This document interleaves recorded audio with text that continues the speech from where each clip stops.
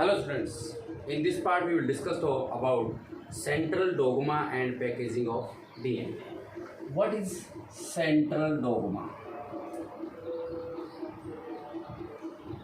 Central dogma is the transfer of information from the master copy of DNA to the working copy RNA and then building blocks molecules. It is the transfer of information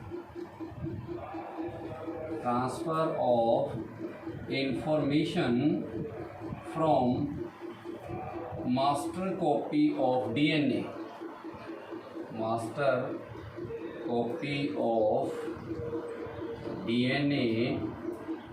to working copy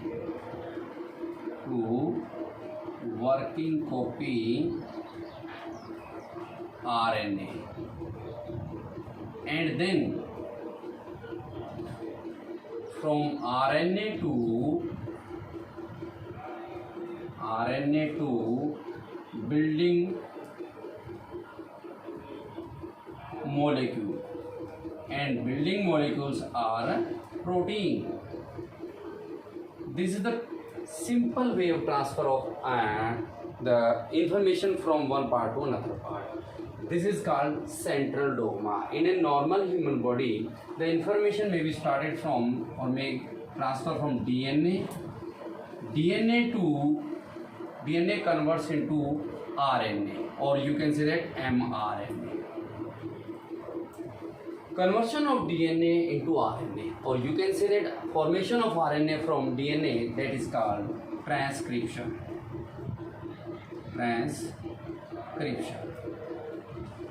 And from mRNA to protein, the process in which mRNA convert into protein, that is called translation.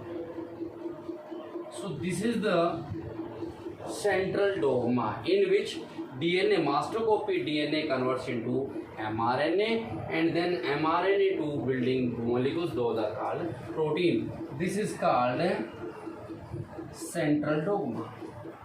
But due to some entry of viruses inside the body, this central dogma process may be reversed, and which is called reverse central dogma. Reverse central dogma. Central dogma or central dogma, this is the same. Due to the entry of any virus in the body, the central dogma process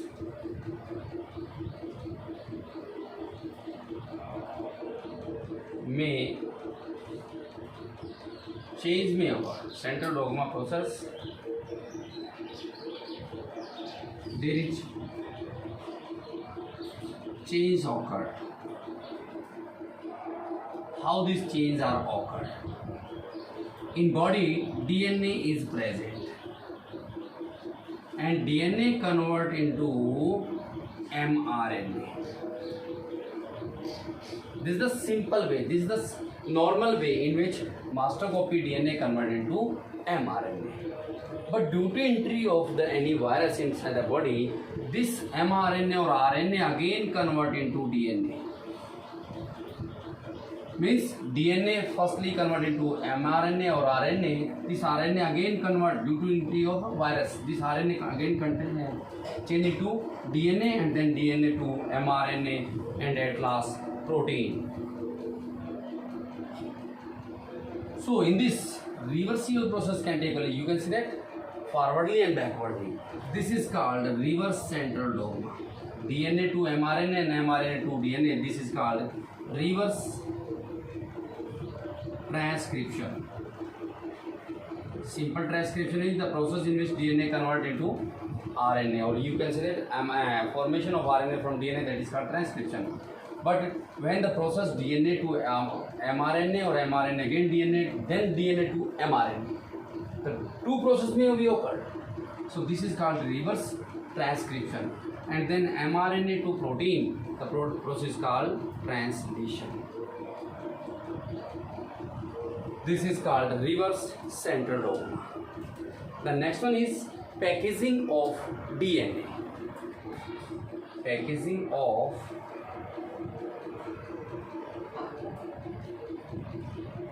DNA. In human diploid cell, there are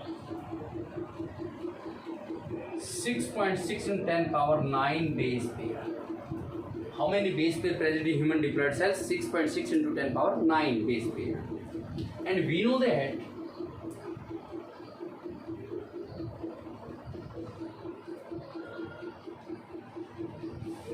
there is the distance between two consecutive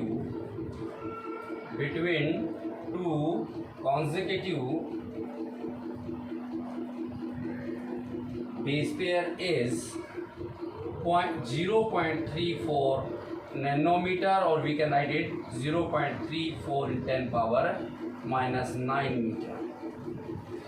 This is the distance between two base pair.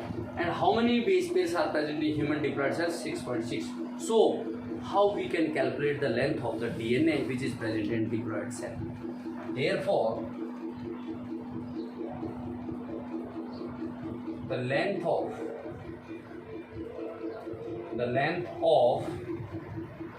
DNA in diploid cell is total number of base pair multiplied with the distance between two base pair is 6.6 10 power minus 10 power 9 base pair. These are the total base pair, and multiply with the distance between two consecutive base pair, that is 0.34 in 10 power minus 9 meter. Then multiply with it, we can calculate the length of the DNA in diploid cell is 2.2 meter. That is very lengthy. So, what is DNA? DNA is a negative charge particle. DNA is a negative charged particle which is wrapped around the positive charged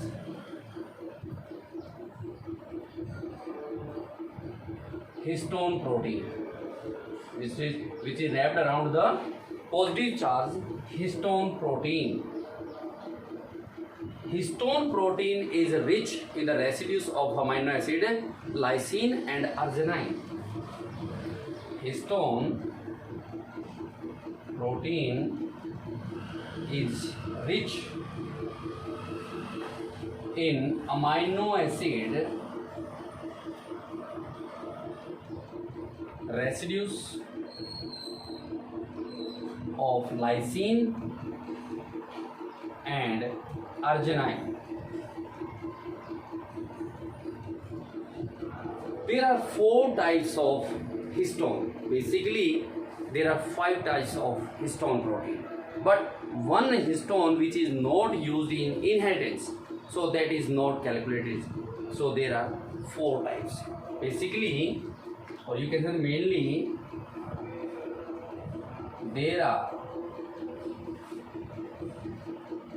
5 types of histone protein. Which ones? H1, H2A, H2B, H3 and H4. These are the 5 types of histone, but in inheritance only 4 types of histones are used. Which one? H2A, H2B, H3 and H4. H1 is not used in transfer due to the inheritance, so it is not calculated. H1 histone is not inherited. It means it is not transferred from one generation to next generation. Only 4 histones. 4 histone means which one? H2A, H2B, H3 and H4 are inherited. These are found in doubles. How these 4 histones are present? These 4 histones are present in doublet, and though that doublet structure forms the octamer structure. How these are formed? Suppose these are the 4 histones.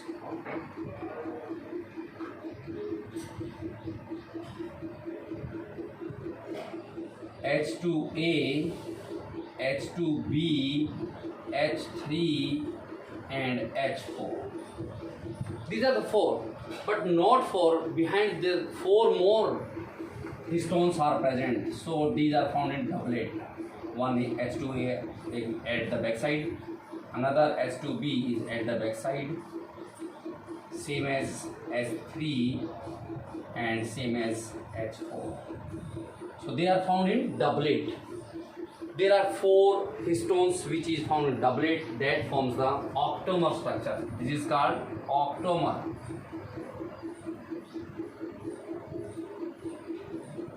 Structure. Why it is called octamer? Because there are 4 histones which are found doublet. So 8. This is called octamer. This structure is also known as V8 structure. V8 structures. The DNA is wrapped. This is the octamer. Octamer which is made up of doublet of histone, 4 histone protein. And histone protein is positive charged particle. DNA wrapped around these histone proteins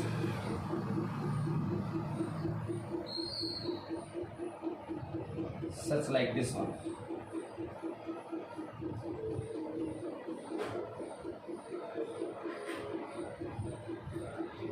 This DNA, and DNA which are 2 types. One part of DNA that wrapped around the octamer, that DNA is known as core DNA. The DNA which wrapped around the octamer, that is called core DNA, and the DNA which connect one core octamer to another, this one, and again octamer contains star. So this part of DNA is called linker DNA. So there are 2 parts of DNA. One DNA part which is coiled, which is wrapped around the octamer, that is called core DNA, and the other part of DNA which linked, which connect one octamer to another, that is called linker DNA. Core DNA contains 146 base pair, and the linker DNA contains nearly 64 base pair, or you can say that 60 base pair, where actually 20 to 90 base pair present in the linker DNA, but is the average 60 to 64 base pair. So we can say that this structure in which core DNA, linker DNA and octamer is present, this is called nucleosome.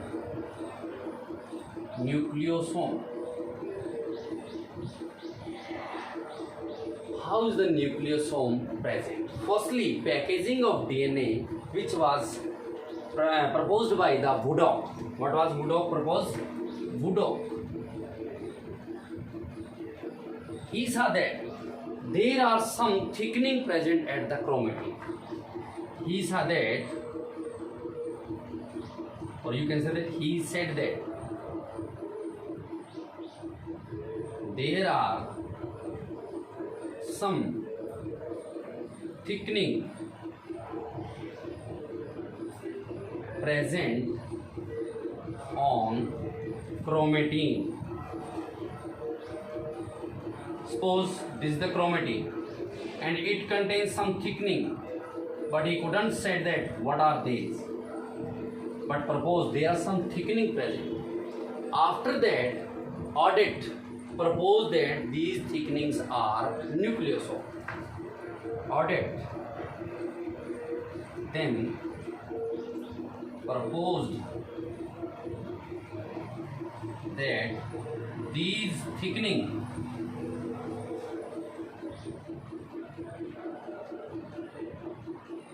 on chromatin are nucleosome.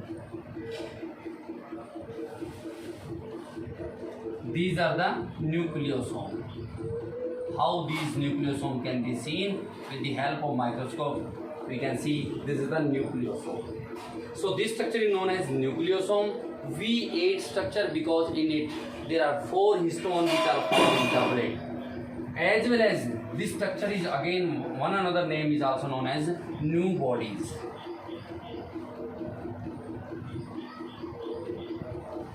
This is found in eukaryote. In prokaryote, we know that there is no nuclear membrane present. So DNA is not scattered all over the cytoplasm. DNA present at the one place in supercoiling, and that supercoiling structure is known as a xenophore. This is the packaging of DNA in eukaryote.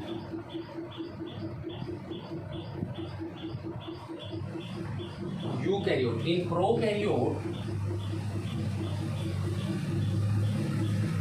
prokaryote, there is no nuclear membrane. No nuclear membrane present. So DNA is not scattered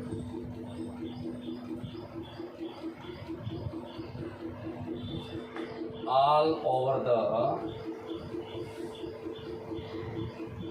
cytoplasm. DNA is present or DNA is found at one place in supercoiling, and that supercoiling structure is known as a xenophore. That structure is called xenophore or nucleoid. Nucleoid or xenophore. And DNA is present in eukaryote as we have discussed in human being. In human being there is diploid cell contain 6.6 in 10 power 9 base pair. Then how we can calculate the length of the DNA? We can calculate the length of DNA with the multiplication of the two consecutive distance between two consecutive base pair and total number of a base pair. Calculation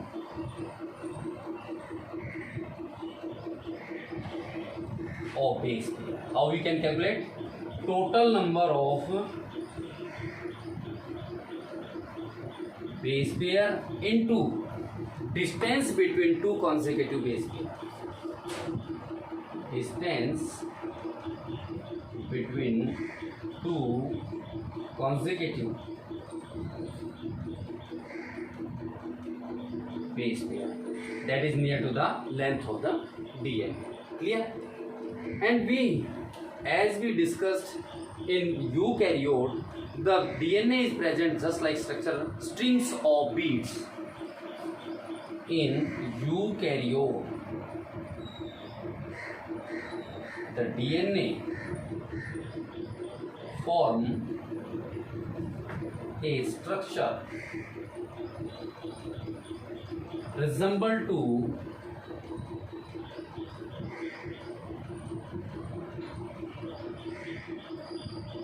strings of bead, string of beads.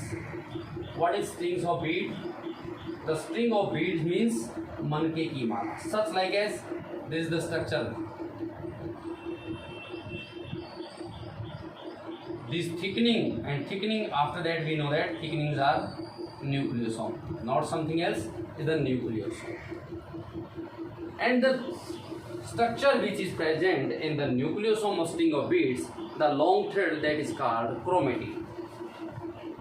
The long thread is called chromatin. And as we again coil this structure, means chromosome, we have two ropes and we coiling them, then we can say that there is a node present, and that node is resembled to the, suppose these are the two ropes and if we coiling with each other, we can see that this the structure can be produced.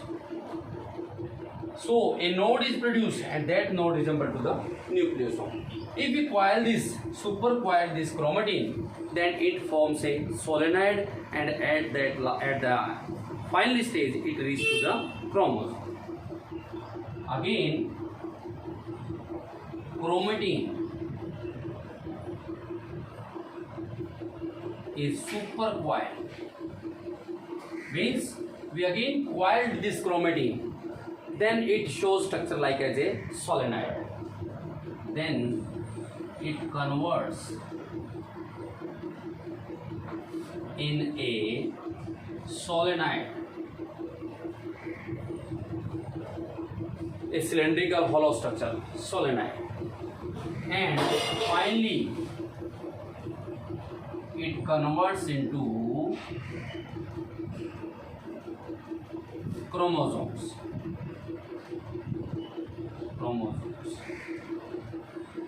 The chromatin, which is,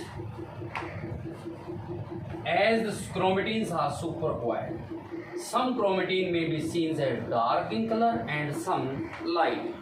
So there are two types of chromatin.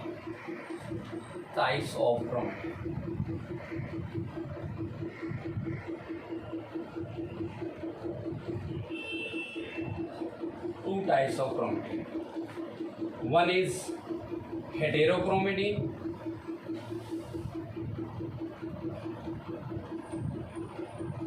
and second is euchromatin. The chromatin which is super coiled, densely packed, those are called heterochromatin. The chromatin which is densely packed,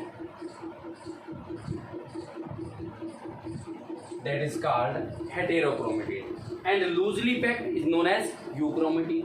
The chromatin which is loosely packed, that is called euchromatin. This is the first difference between the hetero and euchromatin. Second one is, it seems just like the dark stain. It is dark stain, and this one is light stain. If this is densely packed, there is some inactiveness present.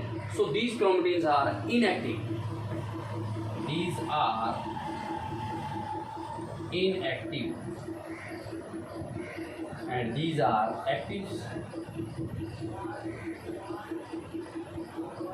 So there are two types of chromatin, and these are the differences between the heterochromatin and euchromatin. In next part we will discuss about the discovery of genetic material.